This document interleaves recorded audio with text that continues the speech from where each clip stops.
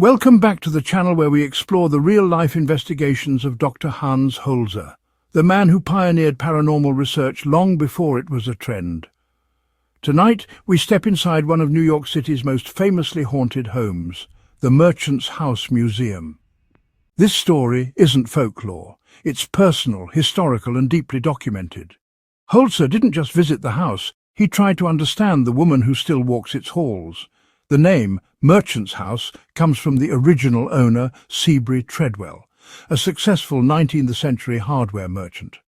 He purchased the home in 1835 and raised his large family there. Because the house was preserved almost exactly as it was during their residency, the city eventually designated it as a museum to showcase the lifestyle of a well-off New York merchant family.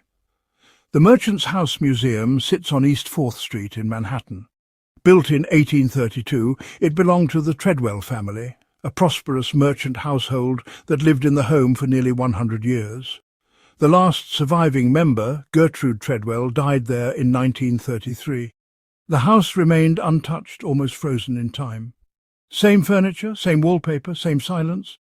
Staff members reported sudden chills, footsteps in empty rooms, and the unsettling feeling of being watched, especially in Gertrude's bedroom. The mirror, they said, felt too alive. Dr. Hans Holzer was called in after volunteers, and guests repeatedly reported unexplainable activity. Holzer entered the home in the late 1960s with one of his frequent collaborators, a psychic medium who immediately identified Gertrude's presence. As they entered the second floor, the medium stopped. "She's still here," she said. "She never left. She's waiting." Holzer began recording audio while walking the halls. The temperature dropped noticeably in Gertrude's bedroom, despite the heating system running. Several people later said they felt as if they'd walked into someone's diary. Holzer also documented a cold spot that moved across the bedroom floor, as if pacing. His thermometer recorded a 15-degree drop that followed the medium's gestures. In a controlled session inside the parlor, the medium attempted contact. Her voice shifted. "You can't make me leave," she said. "It's my home." She described Gertrude as emotionally repressed, bound by duty and deeply lonely. "She wore silence like a corset," the medium said, "and now the silence wears her." At one point, a side table tipped on its own, captured audibly, though not visually. Holzer noted it in his journal, "A resistance to being seen, a presence that prefers memory to change." During the same session, a museum volunteer reported seeing a faint reflection of a woman standing behind them in the parlor mirror. When they turned around, no one was there. Even today, museum staff report similar activity. One docent claimed she felt someone brushing past her skirt on the stairs. Another found the bed neatly made after she had left it unmade.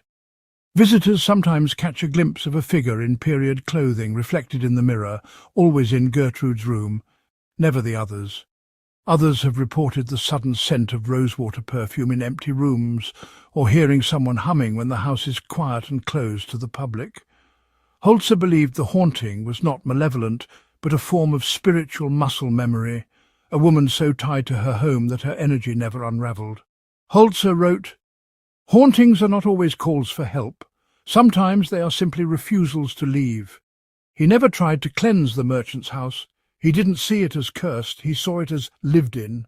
If you ever visit the Merchant's House Museum, stand still in the second-floor bedroom. Wait, you might hear her steps, or catch her watching you from the mirror.